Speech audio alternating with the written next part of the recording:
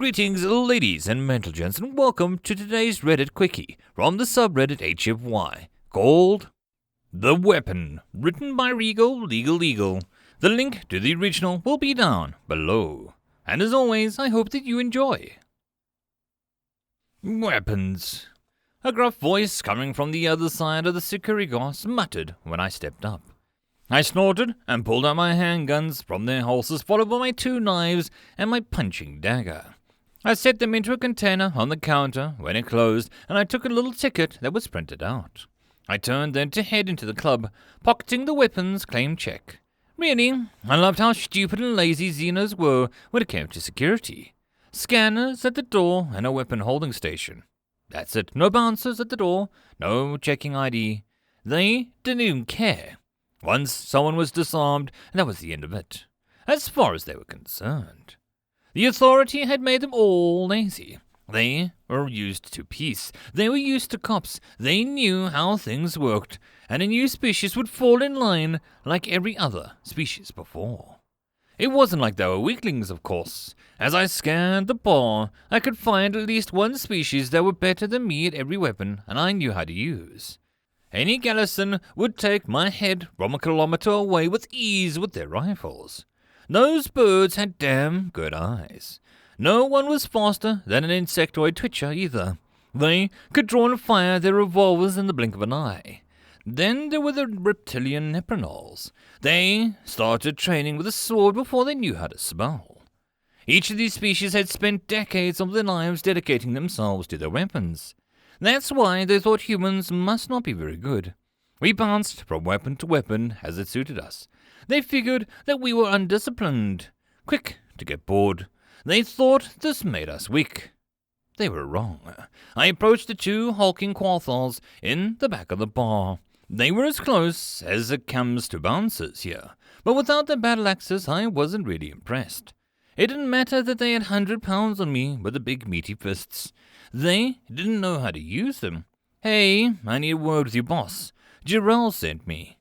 The 2 Quathal looked at me over, and then their jowls wobbled as they chuckled. That's nice. Freck off, Tiny. Hey, I'm giving you a chance here to get your boss without any troubles. You should take it. Once more, they laughed, spit flying as they did. Disrespectful. And I said, Freck off. As one of the Quathal shoved me back as I shrugged.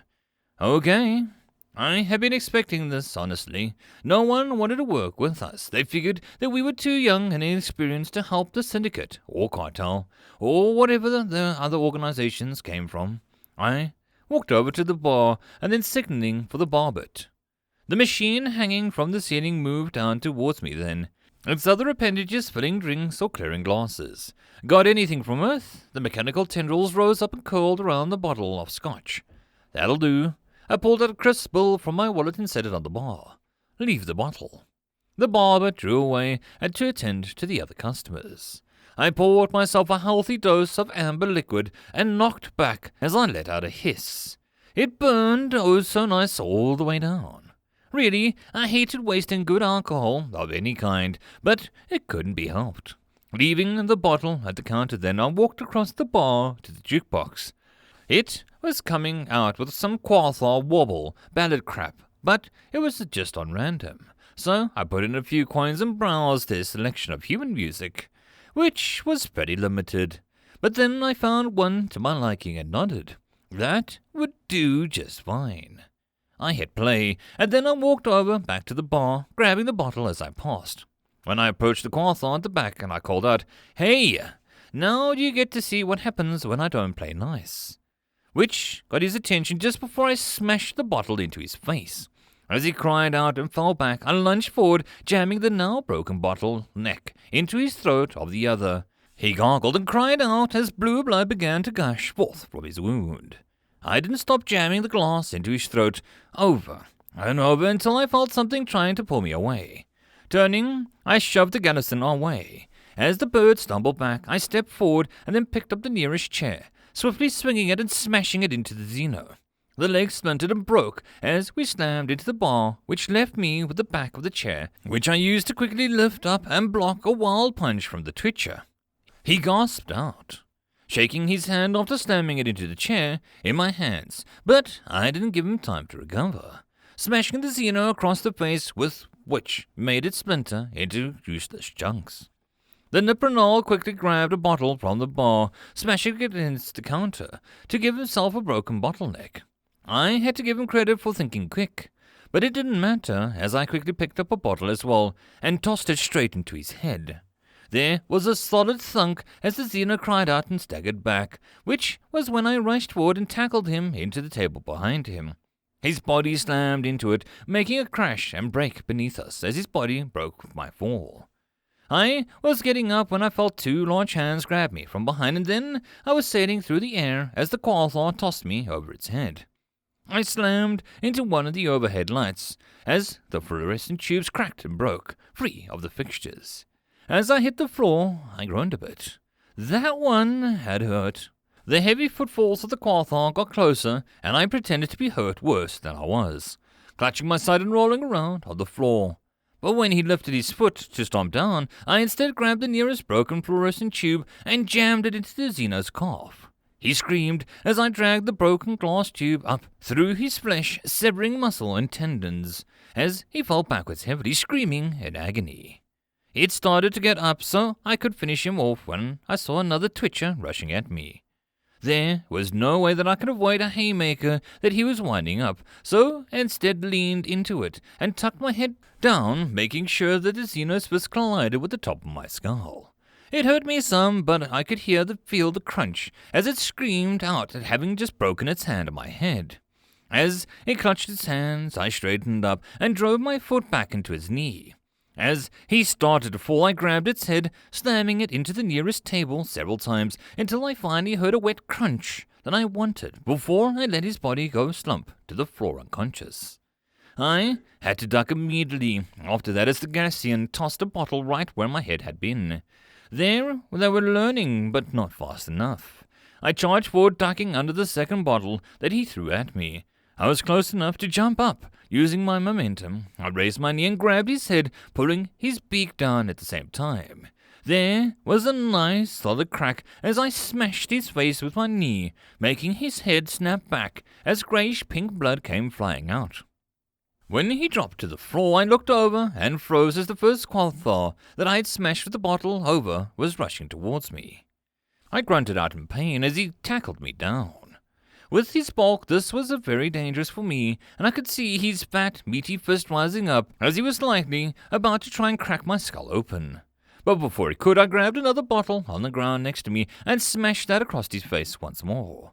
He howled in pain, sitting on me still and clutching his face. I took the opportunity to yank my lighter from my jacket pocket, reaching up and flicking it on. The flame caught the alcohol on the fire, and his scream grew even louder as I set his fat head on fire. The Xeno got off of me then, screaming as he ran blindly across the bar. Getting up, I reached over the counter to get another bottle, tossing it at the retreating back. It smashed and a fireball erupted from more alcohol that was added to the fire. The last I saw of the Xeno that he was screaming and running forward until he collided with the window next to the door, his momentum and bulk carrying him through the glass and out of the broken window. Just as he flipped through the window, I saw two twitchers rush into the bar, look at me, and then start rushing forward again. I charged back before pulling up short and then lashing out of my foot, catching the lead twitcher in the knee. I could hear and feel the lock hard of his leg that was suddenly jammed straight, and he was gasped as I followed up with a punching him in the face once and then using my other hand to slam it into the bar counter. He slumped to the ground, the second tackled me into the counter. I gasped hard as the tackle slammed my ribs into the side of the bar that I drove my elbow down into the Xeno's neck to break his grip. He gasped in pain, but I didn't let go, and I saw another Gallison come out of the back of the kitchen. He had a knife in his hand, and I cursed out loud, yanking the twitcher holding me up just before the other Xeno threw the knife, which sank deep into the twitcher's shoulder. The Xeno screamed and let go of me then, trying to get the knife out of his back. With his hands he couldn't get to it, so I helped him out. I yanked the blade free and throwing it back at the Gallison, who screamed when the blade pinned his wing to the wall of the bar. Slamming the Twitch's head against the bar to knock him out, like the others, I rushed to the skeleton pinned to the wall. He was reaching for the knife, but I got to him first, driving my shoulder into his stomach and drive the air out of his lungs before repeatedly slamming his head against the wall until it went limp. Sliding down to the floor, wing painfully stretched up and held in place by the knife. When I saw the nipper on, I could barely stagger back as the cleaver that he was wielding sliced through the air right in front of me. I could feel the sharp twinge of pain on my cheek as the blade had sliced it open.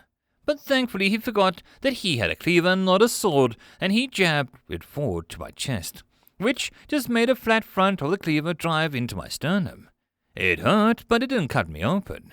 Rather than let him realize his mistake and try to chop me to pieces, I grabbed his hand and slammed it into the wall to make him drop the blade. After 4 hard slams, the Xeno finally dropped it, with a gasp opening me up to yank him forward by his arm and drive my knee to his stomach. He gasped out, and I brought both my hands together down on his back of his head to knock him to the floor, and swiftly stomped on his skull hard enough to hear a crack of his jaw snapping shut, likely to have broken some teeth. I slowly fixed my jacket and then started walking across the bar towards the door. I at first wanted to go, but I ignored the pained groans of the cries of the Xenos scattered about the bar. Just as I got to the door, it opened, and I was face to face with a terrified-looking Gakken, clutching a knife. They were marksmen, not knife fighters, so I wasn't too worried by the gangly tall Xeno, with the noseless face and 4 eyes. "Back! Stay back!" He waved my face, and I backed up then. I waited for him to take his eyes off of me, and then lashed out, grabbing his wrist with the knife and twisting it, rolling him over my shoulder and slamming him into the ground. Once he hit the ground with a thud, I was on him, pinning his hands to the ground with my knees. "I have a message from Gerald. You don't own the docks anymore. We do."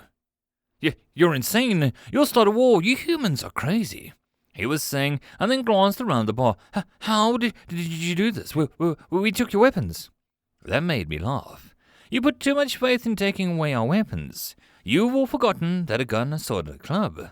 They're tools, that's it. Nothing but tools. Sure, they make the job easier. But as humans, I am the weapon." I brought my head down, smashing the top of my head into his face and knocking him out. I got up then and slowly stretched, feeling some joints and bones crack and pop a bit. The barber just watched as I headed for the door. "Sorry for the mess, but don't you fret that there will be a change in management soon. They'll get this place cleaned up and sorted out." Once I was out in front, I could see the smouldering and steaming Quantha on the ground out of the window. He was whimpering and clutching his face still, and I smirked, sliding my weapon claim ticket through the window. Nothing happened at first, so I knocked on the security glass. "Hey, do you really think that stuff would protect you from me?" There was a pause, and then a container opened, and I began to take my weapons out. I might be the weapon, but that didn't mean that I wanted to leave behind my tools.